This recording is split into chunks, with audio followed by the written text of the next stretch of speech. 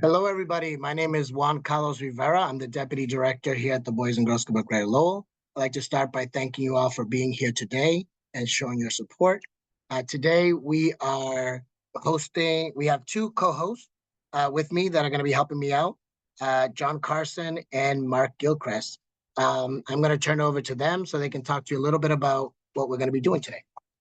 Mark, thank you, JuanCarlos, and thank you to all of you for joining us today. Because of all of you, we've come a long way. We want to let you all peek behind the curtain and see our progress, and we want you to hear about what's next. And we want to get you on your way in about 45 minutes. So we're looking forward to getting through this and enjoying it. Yeah, thanks, Mark. And aside from us, you'll get to have a live tour of the construction from our teams with our Executive Director Joe Hungler. We'll also hear the team's perspective on the changes to the club. And we'll have a special guest with us today, live from Los Angeles, Club Alum and world-renowned architect Patrick Tighe. I'm so excited to show you all the different things that are happening at the club.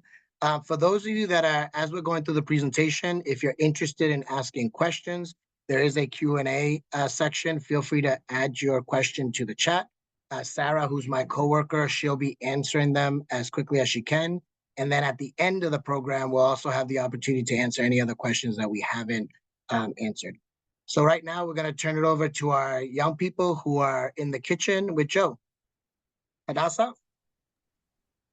Hi, my name is Hadassah, and I'm a freshman at Greater Lowell Technical. Hi, I'm George, and I'm a senior at the Greater Lowell Technical High School too. And just first off, it's amazing to see how much space the kitchen has now. I remember coming as a kid, Sally was cooking in that small kitchen, and she was making wonderful food. So I'm just imagining what she's gonna make in this beautiful big kitchen where she actually has nice equipment and can actually do much more amazing things. I will be working with culinary and through the program at Boys and Girls Club. I'm really excited to be working in an environment like this because it's definitely brand new, and I definitely can't wait for more teens from the teen room to be able to work in culinary because it's definitely a great experience, and this will be my first job. So I am very excited, and I'm so happy for all the new equipment Sally has. Hi, everyone. We're pretty excited about this kitchen. We want to offer a big thank you to Pat and Pam Theodoris. So many have helped this project, but the kitchen specifically, they donated the design, they had made a nice financial gift, and then they donated all of this new equipment that looks amazing. So we're excited about that. It's coming on in just over a month. The water has been turned on. We're waiting on National Grid. Should be turning on the power in about 2 weeks. Couple weeks to test out all the equipment, make sure everything's working right, and then before Halloween we should be open.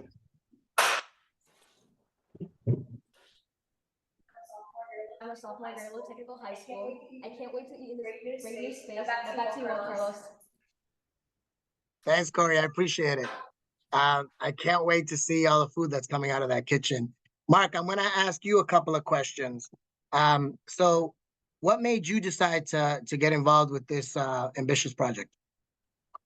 Thanks. I watched the club experience tremendous growth, both in terms of the number of youth coming through the doors, as well as the expansion of services and opportunities being offered. And I watched the benefit the club provided these youth, and through that, the community as a whole, by ultimately kind of helping them charter new paths. But it's been clear for a long time that the physical space had largely outlived its viability, and that the further growth and opportunity that we sought to provide, that which the youth of Greater Lowell need and deserve, required us to take on a large-scale project like this. Mark, can you tell us a little bit about what we've already accomplished? I'd love to. We've raised a little over $15.6 million so far, which I believe is one of the largest nonprofit campaigns in Lowell history. You're seeing some pictures now, 6,000 square feet of space. The former pool that was unused for 15 years is now a beautiful new community center and cafe. And, when I walked into this new space for the first time and I saw the kids' reactions, I realized that this is a space, along with the new kitchen you just saw, which will change the way the club gathers as a community. That's when I knew that our efforts were really starting to bear fruit. So can you talk a little bit about what's changed since the start of the project? Well, we've been doing this since about 2019, and much like the rest of the world, nothing really has changed. Yeah, I'd like to be able to tell you that, but the reality is, we all know it's one thing: costs have gone up. I mean, costs have gone up. We started during COVID, and we've seen the impacts, during supply chain issues have only compounded it. It's not just gas and groceries that cost more; everything costs more, including construction materials and labor. We couple that with working on a building that's now 50 years old, and it's very difficult to foresee what we're going to encounter. You ever watch one of those home renovation programs, and you tear open the floor and now you discover pipes you have to replace. We've had more of that than we anticipated. We anticipated a good amount. We ran into issues with ledge, and no surprise, in an old industrial city like Lowell, we ran into soil issues as well. We've adjusted as we've gone. We've switched to a more phased approach in the project that you hear more about later.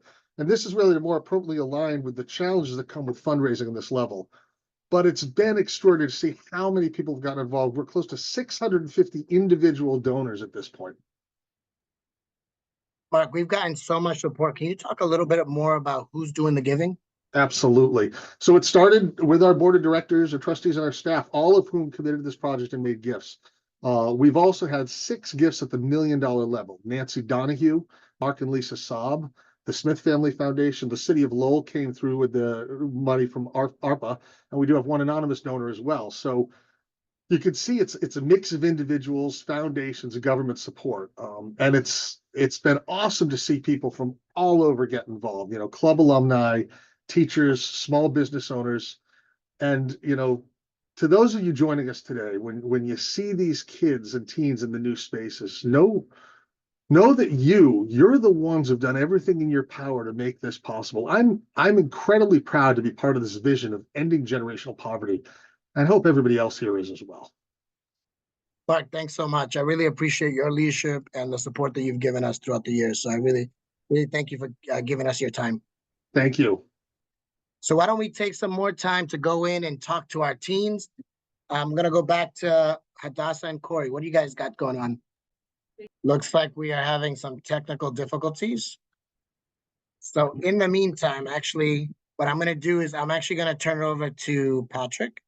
Patrick, for folks that may not know, Patrick is our architect, and he's done a fantastic job of creating an amazing building, not only with the community in mind, but also with our young people in mind.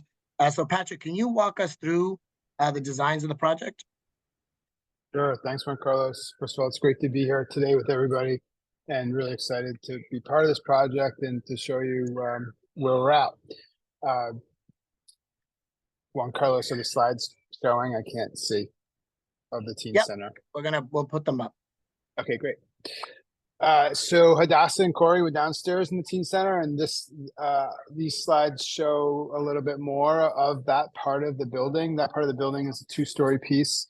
The teen center on the upper level, and then the lower level, which you don't see in this picture, is where Hadassah and Corey was. That's where the arts area is. So this part is under construction. This is the entry into the teen center, and the annex is to the right. The annex is the previous or the existing part of the building that is being renovated at this point. So next slide, please. This shows the back of the building and the teen center on the right. So you can see here, the teen center is 2 stories. It's 1 story at the front, 2 stories in the back. So the teen center is on the upper level, and then the arts is on the lower level. To the left is the existing building, and the future landscaping and the future canal walk are shown in this image. Next, please. This shows the interior of the teen center. It was really important to the kids that the kids have their own space. We wanted it to be a fun, vibrant place for kids to hang out, and a place where they wanted to be. There's large windows that look into Clemente Park, so it was important that the building, or this part of the building, have a strong connection to the park and to the outside. So kids in the park would want to come in, and there was a connection there that needed to be made. Next, please. So those are the images of the teen center, and now I could just talk a little bit about the phasing and where we're at with the project. This is the project in its entirety when it will be completed. Next. And then this slide shows the work that we've completed so far. You saw the multi-purpose hall and you haven't seen the restrooms, but these pieces were part of what we call a transition phase. So we wanted to work on the area that was once a pool and turn that into a multi-purpose hall. That space is valuable because now the kids can use it as other parts of the building are being worked on. Next, please. And this image just shows two shots of the multi-purpose hall. Not quite complete in these images, but the transformation from the previous pool to the new multi-purpose space. Just really an empty canvas at this point that can be used for all kinds of activities. Next, please. This slide shows the restrooms that were built. This part of the club was once, I think it was when I was a kid, it was a wrestling room with low ceilings, and we converted that into two large restrooms, one for boys, one for girls, and a common wash area. And it's adjacent to the multi-purpose room, and it's adjacent to what will be the future hub of the project, this main central space that happens in phase 3. Next, please. Okay, so this shows the parts of the project that are under construction right now. So we talked about the teen center and the annex, and then other parts of the project are the kitchen, which we saw, and we're adding an elevator. So this is all part of the phase that is under construction at this point, and I'll go through those quickly. Next. This is the elevator that is being constructed at this point. Right now, the pit and the infrastructure are there, and this will be completed shortly. Next, please.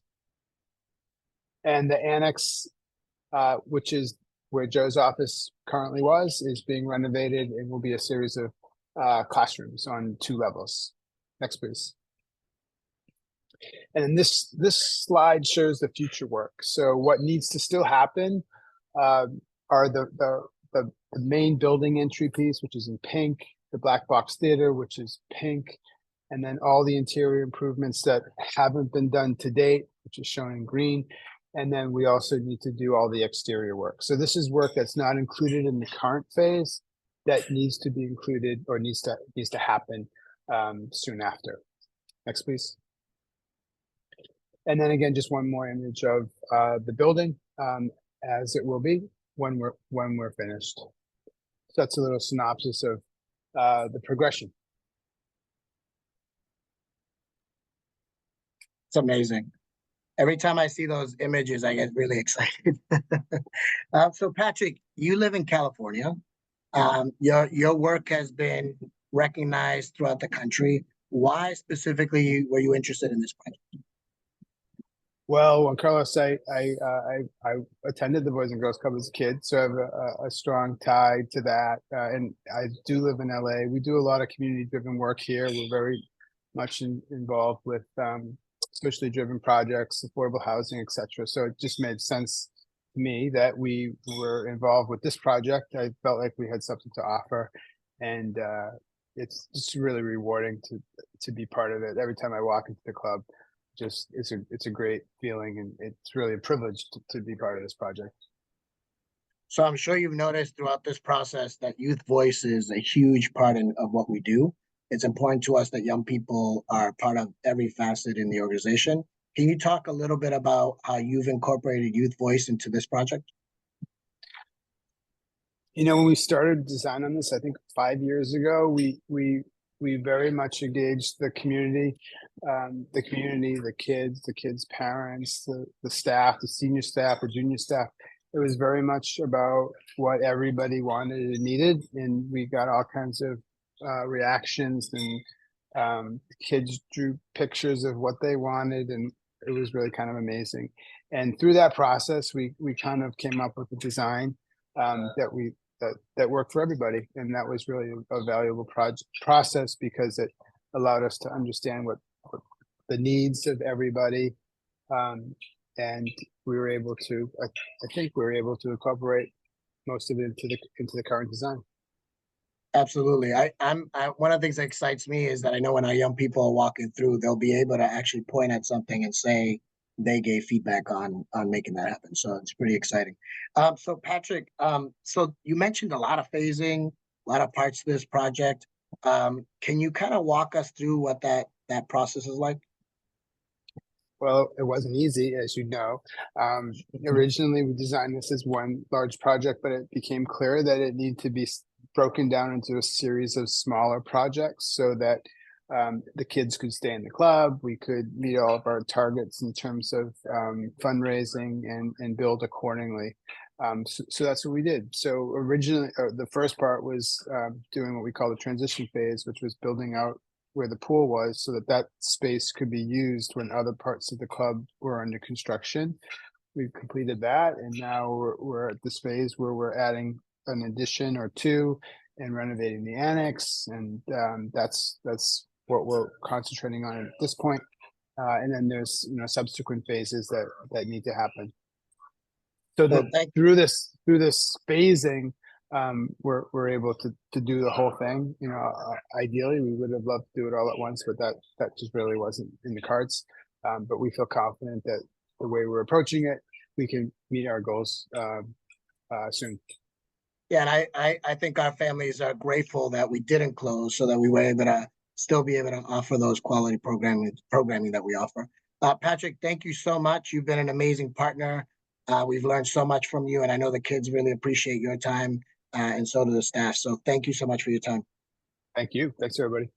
So we had a little technical difficulty earlier, but I think we're going to try to come back to the teens so they can talk a little bit more about the outside spaces. Welcome back. So in this big space, there will be the new dance room, the maker space, and also the music room. For me, I'm really excited because in these rooms, we learn so much things, and I can't wait for there to be more space for the teens to explore, especially because I feel like being in a space like here and being in the teen room has definitely helped me so much, especially with the staff helping us out too. Without all these teens, I feel like it would be a lack of community in the Boys and Girls Club. So it's definitely really great to see how it's gonna help others. Something that I'm really, really excited for is the makerspace, because in the makerspace, I feel like I learned a lot of workforce skills, and that has definitely helped me throughout going to DC, in school, and also being able to work soon at Boys and Girls Club. So that's definitely been something that I've been looking forward to, and I can't wait for other teams to learn what I have learned and kind of use it in their lives. We will also be getting our new entryway with all these new spaces. The team room won't be so crowded anymore, and we'll have a lot more opportunities, just like I was able to go to DC and meet the senators and talk to them. So I can't wait for the teams to have their own little area for them to learn those skills just like I have. I'm just excited because I'm really mind blown for how big the team really is gonna be. Just like look how big it is.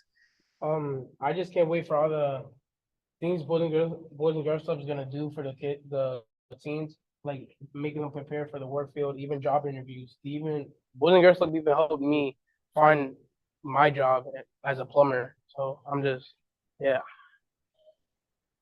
We're so proud of these teens, and I think for me, what really excites me, to me, this space that we're in right now was the whole key to the Believe and Become project, giving the teens their own entrance, having all those opportunities they talked about. I've seen these three talk to Congresswoman, the city manager, all kinds of professionals and different folks, and they do amazing at it, along with a lot of other teens. Now we'll be able to do that for so many more people and give them the access to the resources, the skills, the opportunities that is necessary to have a great future. And our teens are amazingly hardworking. They take advantage of it and they appreciate it, much like we appreciate you, our donors. So we can't wait for this to open up. It's going to be a little while. It probably this May. We had a little hiccup with the steel, so that's a little delayed right now, but it's coming, and I can't wait to open this door. We're going to make sure that it's open before our seniors graduate. A lot of those seniors were the people giving the input to Patrick, and I think that our seniors will probably be the ones cutting the ribbon. I have to give credit to Corey for that idea. So back to you, JC. Thanks, guys. You guys did an awesome job of painting the picture of what that space is going to look like. I'm going to now go to John. John, we had a couple of questions because I'm sure folks want to know a little bit more about the other side of this project. So after seeing all of the work that's been put in, can you talk a little bit about what your perspective is on it, what you've seen? Sure, JuanCarlos. It's really heartwarming and gratifying to know that we're making a positive impact on the lives of kids today in the greater Lowell area, but literally hundreds, if not thousands, of kids in the future. So one of the things that struck me this summer is that we were tasked with getting two matches, one for $1 million and one for $500,000. Did you think that we were going to make that happen? Well, it certainly came right down to the wire, no question about it. But at the end, it was really inspiring to see people who had been talking about giving but hadn't. They stepped up. People that had not been contacted before, and we were able, with various other donors, to contact them. They came through, and even people who had already donated increased their donation, increased their pledge. Literally, as I said, it came down to the wire, the last moment, literally about 5 minutes before the deadline, when Joe was on a Zoom call with this $500,000 anonymous donor. The last 8,000 donation came through to meet our match. It's honestly, it's been inspiring to see how many community members have rallied around to help us with this project.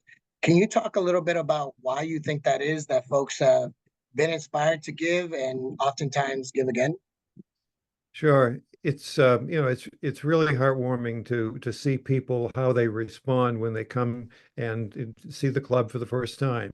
They in many cases they'll thank us for the opportunity to be part of this life-changing generational poverty project.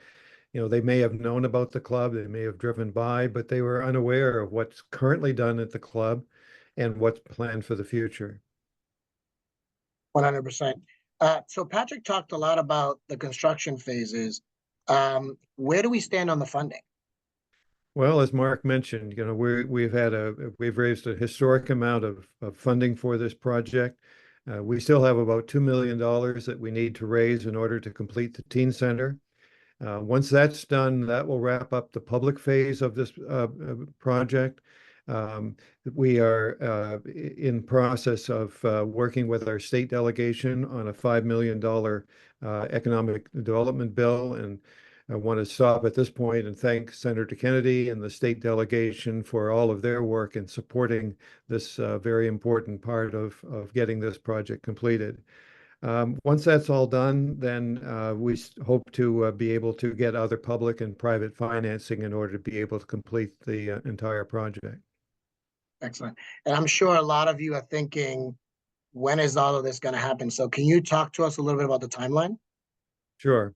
As you saw, and as Joe mentioned, the teens mentioned earlier, the cafeteria will be opening next month, late next month. My wife, Linda, who volunteers every Wednesday afternoon in the cafeteria, and who's there today, will certainly be very happy to have this brand new space to work in. Once that's done, the teen center, the goal is to open that next spring, and hopefully in May. And then we'll start phases 2 and 3, which are dependent on the additional funding. And once we have full funding, we anticipate those additional phases will take about 6 months to complete. So we have a sight line to the finish, and we're going to do it. Well, thank you so much, John. You and your wife have been amazing. I really appreciate your time and your leadership as well. So I just wanted to take this time now to remind folks that we do have a Q&A section. And so if you haven't had a chance to ask a question, this is the time that you can type in the question and Sarah can answer it, or we can answer the question live before we move on. So let's take a minute to see if we have any questions. So one question that we do have is, can one of you talk about what has been the best part of partnering with the Boys and Girls Club? Anybody want to take it? Oh, I'll jump in. For me, I'm involved in so many different ways with youth. And I still think one of the great things for me that being involved with the Boys and Girls Club is just I've never done anything where I feel like I always see such an immediate, ROI. Whenever we do something in the club, when we are able to create a new program, get someone else in there, we see right away what a profound difference that's making for that club member, for the community as a whole. And it just, so often, you don't have that tangible, response that you see. And I feel like I really do. And that's always been so rewarding to me. And that's been true of this whole project too. I mean, it's been a labor of love, and it's been a challenge at times. But even now, when you walk in, like I said, you walk into the already realized new space and seeing them today in that kitchen and realizing every time we do something like that, it's having a profound impact on a great number of people. And that's something that you can quantify, something you can measure, something that's tangible. And that to me is fantastic. So another question thank you, Mark. Another question we have is, we've raised a lot of money to date. And the question is it realistic that we'll be able to raise another 2 million? Anybody else want to take that from the three? Well, let me give a shot at it. Yes, I believe it is realistic. It's not to say that it's going to be easy to do. It is a challenge, but when you consider how far we've come so far, and the fact that there are still many people in the greater Lowell area and people who are no longer in this area but have ties to this area who have yet to be aware of what's happening and the great progress that's been made. So I think all of us working together, those of you who are donors are on the call today, we appreciate all of your support. We need your help and that of many others to try to reach out to others who have not yet been part of this and make them aware of what's been done, what the future is, and this goal of ending generational poverty. To tag on to that, I would say that every time I am out in the community, the buzz around the excitement of what's happening and seeing the progress as well as Patrick's work, the teens, all of it, there's a lot of excitement around it. And I think to John's point, the more people become aware, the more that it can happen. And, he talked about talking to your friends. You don't have to ask them for money. You can just say, hey, you should come down and see this and check it out, or tell the story, tell what you saw today. You don't have to be a person who's a solicitor, but if you could make connections for us, that would be amazing. I keep telling people this is an awfully good story. Nobody hears this story and doesn't like this. Nobody hears a story and doesn't get inspired and excited by it. And that's probably our single most powerful asset, is the more we can share this story, the more support and momentum we get. We have one question actually for Patrick. So Patrick, can you talk a little bit about, it looks like they're asking, what's inspired you in terms of what you've heard from the kids in terms of this project? That's a great question. When we did one of the group meetings with the kids, I think I mentioned they all drew pictures. And if you remember JuanCarlos, some of them were, really fantastical. The kids wanted slides in the rooms. They wanted spaceship-like things. They wanted all these things. But the one thing that came through, I think, was this sense of optimism. Like everything was happy and bright and safe and secure. And those were the things that the kids kind of communicated either through a picture or through their words. And we really did try to incorporate that into the design in various ways. And I do think it comes through. Awesome. Thank you, Patrick. And then our last question of the day is, what is the timeline to raise the additional 2 million? Oh, I think, Joe, you might be chiming in, but you're on mute. Sooner rather than later, but I think that we need to raise that money. Would like to do it by the end of the year, but definitely need to make it happen by February. Otherwise, we have to take a little pause, and we would prefer not to do any pausing as we finish this up. Great. All right. Well, and because I've been in different places, I didn't get a chance to I want to appreciate everybody on this call. It really has taken a village to make this happen. And thank you for contributing.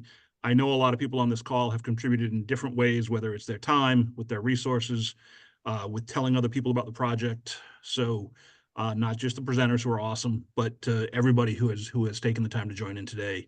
Thank you so much. So we promised that we try to get this done in about 45 minutes. So Mark, I wanted to ask you if there's any closing remarks, or John, this is the time to do that.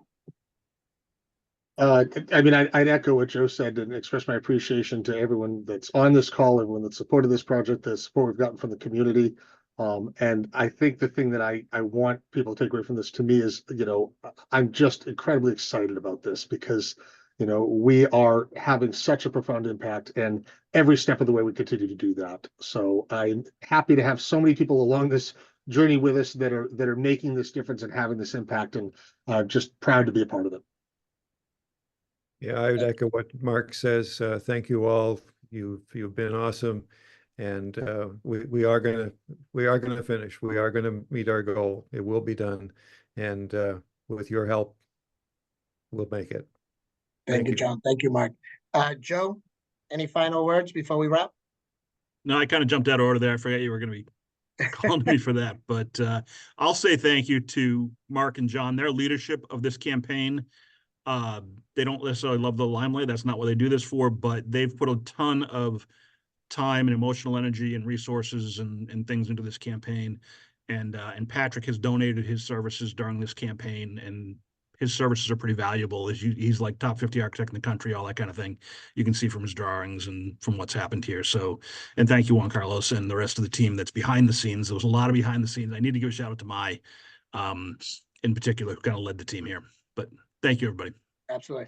Well, guys, that concludes our presentation. Thank you so much for being here today. We really appreciate the support that you have given us. And please log into our website, check out our social media pages for continuous updates on our project.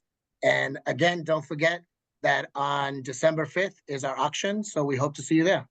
Thanks, and everybody. share our story. Share our story. Yes. That's right. Share our story. Exactly. Thank you, everybody. Have a good night. Take care.